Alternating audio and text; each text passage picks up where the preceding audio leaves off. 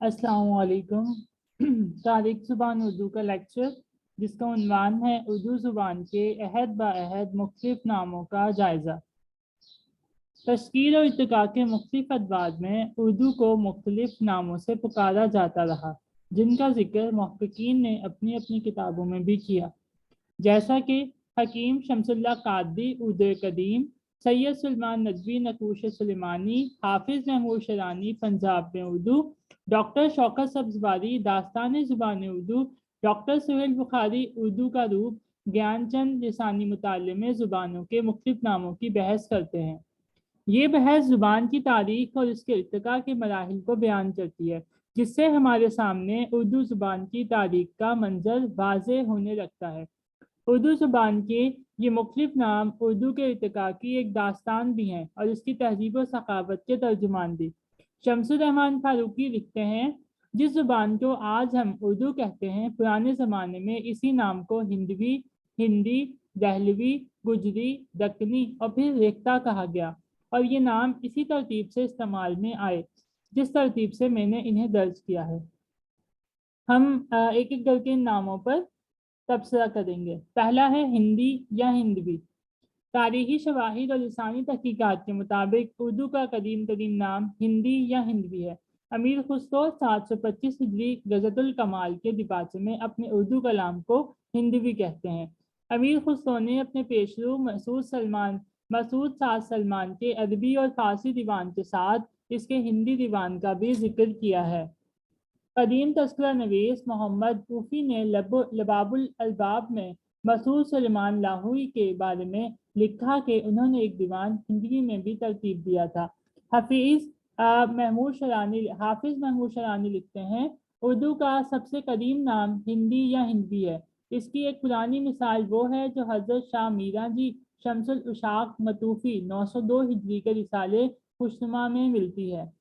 कदीम लुगत नवीसों ने 14वीं सदी ईस्वी से 18वीं सदी के निस्फ तक इस जुबान को हिंदी या हिंदवी ही लिखा है। चुनाचा काजी खां बदर और सराजुद्दीन अली खां आरजू तक सभी लुगत नवीसों ने उर्दू को हिंदी या हिंदवी ही लिखा है। मीर असर 1794 ने अपनी मसनवी ख्वाब ख्याल की इब्तिदा में अपनी जुबान को हिंदी या हिंदवी ही लिखा है। फारसी सो हैं, हिंदवी सो हैं, बाकी अशार मसनवी सो हैं। दहलवी, गुजरी और दक्कनी। जब उर्दू दहली से बाहर निकली तो इलाकों की मुनासबत से इसे पुकारा गया और बाज़ औक़ात दक्कनी, गुजरी, गुजराती, दहलवी वगैरह कहलाती रही। हाफिज महमूद शरानी लिखते हैं, एक दिलचस्प अमर यह है कि अहाली दक्कन ने उर्दू का नाम दक्कनी रखा, अहाली गुजरात ने इसका नाम गुजराती या गुजरी रख दिया। लुत्फ ये है कि खुद इन ममालिक के बशिंदे इसको इन नामों से पुकारते रहे। जब उर्दू जनूबी हिंदुस्तान में पहुंची तो दक्कन के शौरा और अहले कलम ने जनूबी हिंद की उर्दू और शुमाली हिंद की उर्दू में फ़र्क महसूस करते हुए अपनी ज़ुबान को गुजरी और दक्कनी कहा और शुमाली हिंद की ज़ुबान को हिंदी या हिंदुस्तानी। चुनाचा बुरहानुद्दीन जानम के अशार में इस ज़ुबान के लिए गुजरी और रुस्तमी और शाह मलिक के शेरों में इस ज़ुबान के लिए दक्कनी का नाम मिलता है।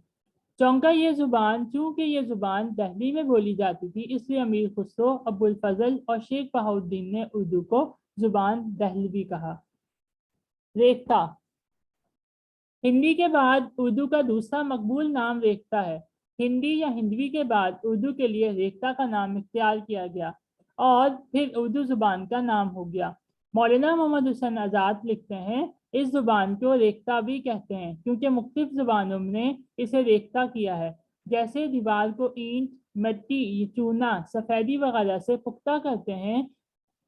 या रेख्ता के मायने हैं गिरी बरी, परेशान चीज़। चूंकि इस जुबान में अल्फाज परेशान जमा है, इसलिए इसे रेख्ता कहते हैं। लफ्ज़ रेख्ता मौसीकी के इस्तिलाह के तौर पर भी मुस्तमिल रहा है। मुकामी रागों और फारसी को मिलाकर हिंदुस्तानी मौसीकी में जो इख्तिलाफ वजूद में आई, इसको रेख्ता कहा गया। कुछ अरसे बाद रेख्ता का इतलाक ऐसे कलाम मंजूम पर होने लगा जिसमें हिंदी और फारसी के अशार मुतहद हों। रेख्ता की इस्लाह इब्तिदा में एक मखसूस तर्ज शायरी के लिए इस्तेमाल हुई, मगर बाद में रेख्ता का नाम उर्दू शायरी के लिए मारूफ हो गया। चुनाचा कदीम शौरा ने शायरी और जुबान के लिए लफ्ज़ रेख्ता का इस्तेमाल किया है। शाह हातिम, कायम, मीर, सौदा, मुसफ़ी, सौज, जुर्रत और गालिब तक के यहाँ ये लफ्ज़ उर्दू शायरी के लिए इस्तेमाल होता रहा। गालिब का शेर सुनिए। देखता कि तुम ही उस्ताद नहीं हो गालिब, कहते हैं अगले ज़माने में कोई मीर भी था। जुबान के नाम रेख्ता के हवाले से शमसुर रहमान फारूकी लिखते हैं, शुमाल में रेख्ता और हिंदी हमारी जुबान के नाम की हैसियत से यकसा मकबूल थे। ये हालत 18वीं सदी तक रही। बस 19वीं सदी से जुबान के नाम की हैसियत से हिंदी को रेख्ता पर तरजीह दी जाने लगी। बल्कि ये कहा जाए तो गलत ना होगा कि 19वीं सदी में बोलचाल की जुबान को तकरीबन हमेशा हिंदी ही कहा जाता था, जबकि 18वीं सदी में रेख्ता को बोलचाल की जुबान के लिए बेतकल्लुफ इस्तेमाल करते थे। हिंदुस्तानी। उर्दू के इब्तदाई अहद में हिंदुस्तान की निस्बत से इसे हिंदुस्तानी भी कहा गया। खसूसन अंग्रेज़ों के यहाँ ये लफ्ज़ ज़्यादा मकबूल रहा। डॉक्टर ग्रेसन डॉक्टर यॉल के हवाले से इससे इस्तेमाल की कदीम तरीन तारीख 1214 ईस्वी बताते हैं। मुल्हा वजी ने जुबान के लिए हिंदुस्तानी का लफ्ज़ इस्तेमाल किया। इसी तरह तस्के बाबरी में बाबर लिखते हैं, मैंने इसे दौलत खान लोधी को अपने सामने बिठाया और इसको पक्का यकीन दिलाने के लिए एक शख्स के जरिए जो हिंदुस्तानी जुबान जानता था एक जुमले का मतलब वाज़ा करवाया। हाफिज महमूद शरानी इस नाम के हवाले से लिखते हैं, उर्दू जुबान के लिए लफ्ज़ हिंदुस्तानी की सबसे कदीम शहादत इब्राहिम आदिल शाह और फरिश्ता के यहाँ मिलती है।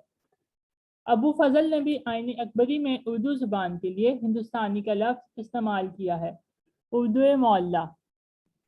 लफ्ज़ उर्दू पर तहकीक करते हुए हाफिज महमूद शरानी लिखते हैं, ये लफ्ज़ तुर्की में मुख्तलिफ शक्लों में मिलता है, यानी औद, औरद, उर्दू, उर्दू, जिसके मायने फरोदगाह, लश्कर और पड़ाव नीज लश्कर और हिस्सा लश्कर के हैं।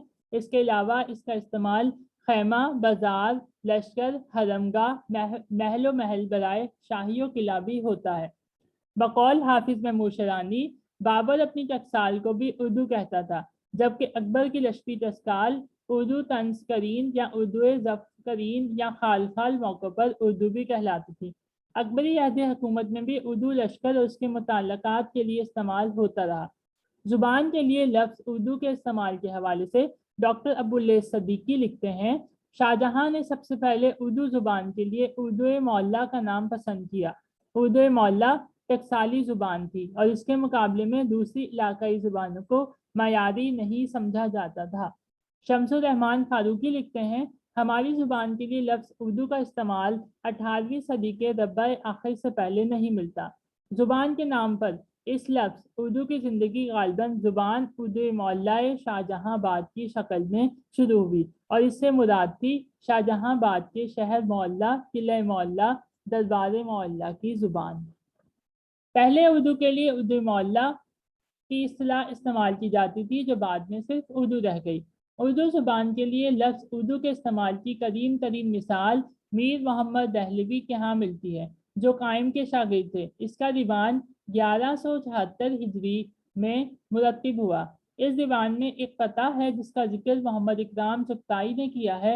इस कता में कोई शायर से लफ्ज़ उर्दू के बारे में पूछता है, शायर जवाब देता है, मशहूर उर्दू का था हिंदवी लकब, मशहूर उर्दू का था हिंदवी लकब, अगले सुखनों बीच खाते हैं सब, शाहजहां के अहद से खलकत के बीच में हिंदवी तो नाम मिट गया, उर्दू लकब चला। इसके बाद मुसफ़ी के एक शेर में जुबान के लिए उर्दू का लफ्ज़ इस्तेमाल किया गया, खुदा रखे जुबान हमने सुनी है मीर मिर्ज़ा की, खुदा रखे जुबान हमने सुनी है मीर मिर्ज़ा की, कहीं किस मुँह से ए मुसफ़ी उर्दू हमारी है, कहें किस मुँह से ए मुसफ़ी उर्दू हमारी है। डॉक्टर ज्ञानचंद के मुताबिक ये शेर 1195 हिजरी से पहले का हो सकता है। उर्दू ने इर्तिका की जितनी मंजिलें तय की, इतने ही इसके नाम पढ़ते गए। अपने इर्तिकाई सफ़र गुज़ान मुख्तलिफ इलाकों और अदवार में इसके नाम बदलते रहे। नामों की इस तब्दीली के पस मंज़र में इस मखसूस दौर के लिसानी, तहजीबी, तारीखी और सियासी और समाजी तग़य्युरात और अमूर का असरमा है। अगर इन मुख्तलिफ नामों को मुख्तलिफ अदवार के इख्तियारी कहा जाए तो बेजा ना होगा। शुक्रिया।